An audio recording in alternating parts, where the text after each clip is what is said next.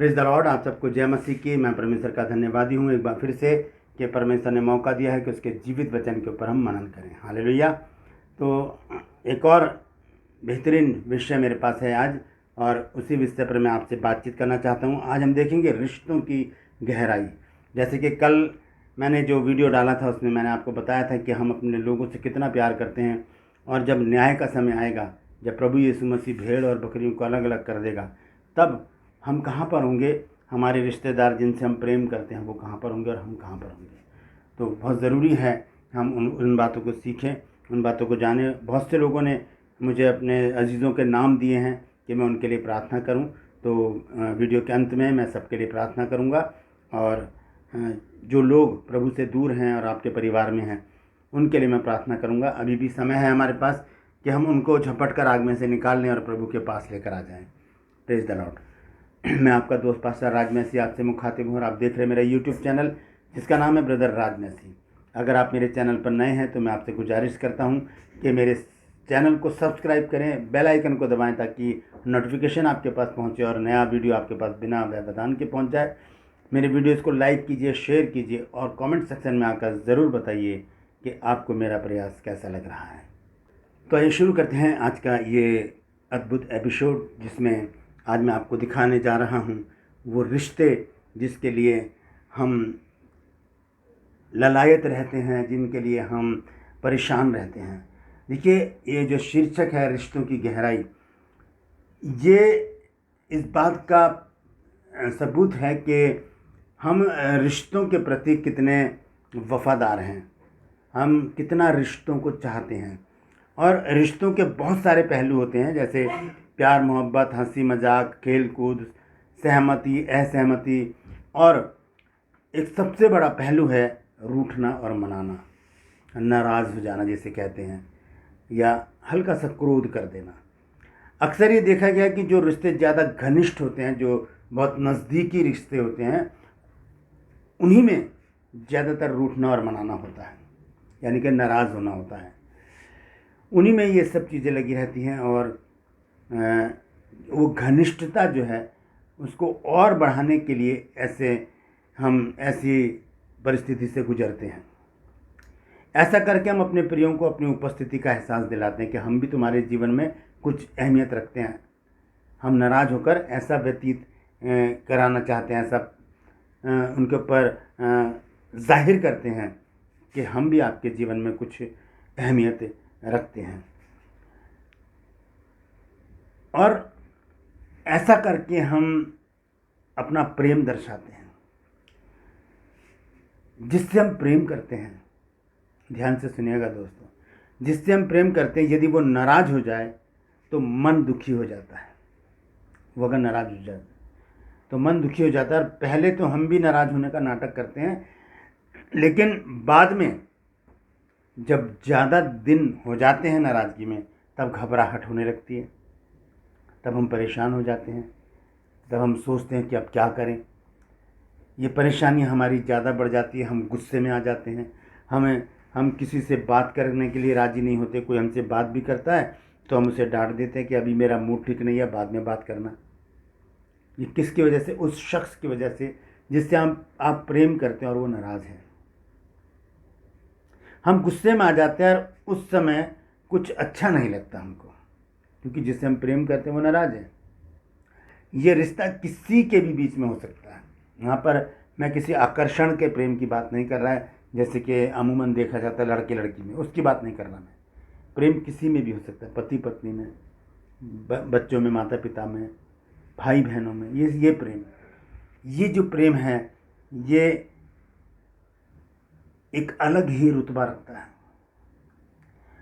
उसमें हम अपने दोस्तों को भी ले सकते हैं, हम जिन्हें प्यार करते हैं, हम अपने बहन भाइयों को, माता पिता को, बच्चों को, बड़ों को, चाचा, नाना, ताऊ, दादा, दादी, इन सब को हम रिश्ते में ले सकते हैं जिन्हें हम प्यार करते हैं। और वो अगर हमसे नाराज़ हैं तो हमारा तो सब कुछ ऐसे लगता है जैसे लुट गया हो। हमें भूख नहीं लगती, हम परेशान हो जाते हैं कि कैसे नहीं बात कर रहे हैं। किसी अपने अजीज़ के नाराज़ होने से इतनी परेशानी क्यों है? ये सवाल है, ये बड़ा सवाल है कि कोई अगर नाराज़ हो जाए, हमारा अजीज़ जिसको हम प्यार करते हैं, तो इतनी परेशानी क्यों?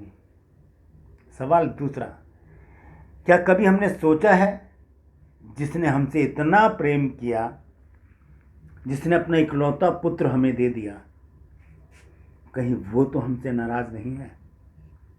कहीं वो तो हमसे नाराज़ नहीं है? कभी हमने सोचा है इस बारे में कि जिसने अपना इकलौता पुत्र हमें दे दिया, जिसने सब कुछ हमारे लिए दे दिया, वो कहीं हमसे नाराज़ तो नहीं है? हालेलुया। हम परमेश्वर के प्रेम को किस तरह से देखते हैं? आज से 2700 साल पहले परमेश्वर ने मुझसे और आपसे कहा, आई लव यू। आइए देखते हैं कहाँ लिखा है ये। यशायाह नबी की पुस्तक 43 अध्याय उसका 4 आयत। यहाँ लिखा है, मेरी दृष्टि में तू अनमोल और प्रतिष्ठित ठहरा है और मैं तुझसे प्रेम रखता हूँ। इसको इंग्लिश में अगर हम इसका तर्जुमा करें तो वहाँ पर आएगा, आई लव यू, मैं तुझसे प्रेम रखता हूँ। और आई लव यू परमेश्वर ने हमसे 2700 साल पहले कह दिया। क्या हमने कहा कि हाँ प्रभु, मी टू, यस प्रभु, आई लव यू टू, हाँ प्रभु मैं भी तुझसे प्रेम करता हूँ, ऐसे कहा है हमने? कोई संसारिक मनुष्य या स्त्री या लड़की या लड़का हमसे कह दे आई लव यू, तो हम तुरंत उसका जवाब देंगे, मी टू, मैं आई लव यू टू, मैं भी तुमसे प्रेम करता हूँ या करती हूँ। आज भी परमेश्वर इस जवाब का इंतज़ार कर रहा है। आज भी परमेश्वर इस जवाब का इंतज़ार कर रहा है कि मेरे बच्चों, मुझसे कहो कि प्रभु, पिता, पापा, अब्बा, हम भी तुझसे प्रेम करते हैं। इंतज़ार कर रहा है प्रभु आज भी। उसने तो 2700 साल पहले कह दिया कि मेरी दृष्टि में तू प्रतिष्ठित और अनमोल और प्रतिष्ठित ठहरा है और मैं तुझसे प्रेम रखता हूँ, आई लव यू। क्या हमने उसका जवाब दिया? Praise the Lord. ये वो अनोखा प्रेम है परमेश्वर का, जिसने अपना इकलौता पुत्र दे दिया। उसने एक पुत्र दिया, अब उसके पास अनगिनत पुत्र और पुत्रियां हैं। Praise the Lord. और हमें इस बात की खोज करनी चाहिए कि कहीं परमेश्वर हमसे नाराज़ तो नहीं है। हम संसारिक चीज़ों में देखते हैं, जब हमारे अजीज हमसे नाराज़ हो जाते हैं, हम कितने परेशान हो जाते हैं। क्या हमने कभी इस बात की खोजबीन करने की कोशिश की है, जानने की कोशिश की है कि कहीं परमेश्वर तो हमसे नाराज़ नहीं है? हम अच्छा खा रहे हैं, अच्छे कपड़े पहन रहे हैं, हमारे पास आलीशान घर है, मोटर है, गाड़ी है, सारी सुख सुविधाएं हैं। इसका मतलब ये तो नहीं है कि परमेश्वर हमसे प्रसन्न है। हो सकता है वो हमसे नाराज़ हो। ये सब चीज़ें तो वो सबको देता है। Praise the Lord. जो विश्वासी नहीं है, उनके घर के आगे देखिए कितनी कारें खड़ी रहती हैं, बड़े बड़े मकानों में, कोठियों में रहते हैं, वो कॉटेज में रहते हैं। जो प्रभु को नहीं मानते, मैं उनकी बात कर रहा हूँ। तो परमेश्वर 40 साल तक इजरायलियों से रूठा रहा। याद है आपको? इजरायली जिनको परमेश्वर ने मूसा और हारून को भेजकर मिस्र देश में से निकाला। मिस्र देश में इजरायलियों को गुलामी करते करते 430 साल हो गए थे और वो रो रहे थे, बिलख रहे थे। तब परमेश्वर ने उनके दुख को देखा। वो परमेश्वर को नहीं पुकार रहे थे, बल्कि दुखों से वो परेशान थे, इसलिए वो बिलखते थे। तब परमेश्वर ने उनके दुख को देखा और क्या किया? नीचे उतर कर आया प्रभु, और क्या किया? मूसा को और हारून को उनको छुड़ाने के लिए भेजा। 430 साल के बाद मूसा उनको निकाल कर लेकर आया। और हम देखते हैं नहम्याह नबी की पुस्तक और उसका 9 अध्याय की 21 आयत में पढ़ूंगा। देखिए वहाँ पर क्या लिखा है। 2 आयतें मैं पढ़ूंगा, उसमें देखिए स्पष्ट हो जाएगा कि परमेश्वर क्या करता है। नहम्याह नबी की पुस्तक है, उसका 9 अध्याय और उसकी 21 और 22 आयत। यहाँ लिखा है, 40 वर्ष तक तू जंगल में उनका ऐसा पालन पोषण करता रहा कि उनको कुछ घटी ना हुई। 40 वर्ष तक इजरायलियों का तू ऐसा पालन पोषण करता रहा कि उनको कुछ घटी ना हुई। ना तो उनके वस्त्र पुराने हुए और ना उनके पाँव में सूजन आई। ना उनके वस्त्र पुराने हुए, ना सूजन आई। मन्ना खा रहे हैं, चट्टान का मीठा पानी पी रहे हैं, सब कुछ अच्छा चल रहा है उनका, लेकिन उन्होंने कभी भी ये जानने की कोशिश नहीं की कि कहीं परमेश्वर हमसे नाराज़ तो नहीं है। Praise the Lord. दूसरी आयत हम पढ़ेंगे। यहाँ पर मैंने आपको बताया नहम्याह 9 की 21 आयत में कि सब कुछ अच्छा है उनके पास, कपड़े भी नहीं फटे उनके, जूते भी नहीं फटे उनके, सब कुछ अच्छा है। मन्ना खा रहे हैं, चट्टान का मीठा पानी पी रहे हैं। लेकिन है क्या कि 40 साल तक इजरायलियों को परमेश्वर ने इतना अच्छा खिलाया, पिलाया, पहनाया कि जो बयान से बाहर है, लेकिन परमेश्वर उनसे रूठा रहा। आइए भजन संहिता देखेंगे 95 और उसका 8, 9 और 10 पद पढ़ूंगा मैं। देखिए क्या लिखा है यहाँ पर। Praise the Lord. यहाँ पर इस प्रकार से लिखा है,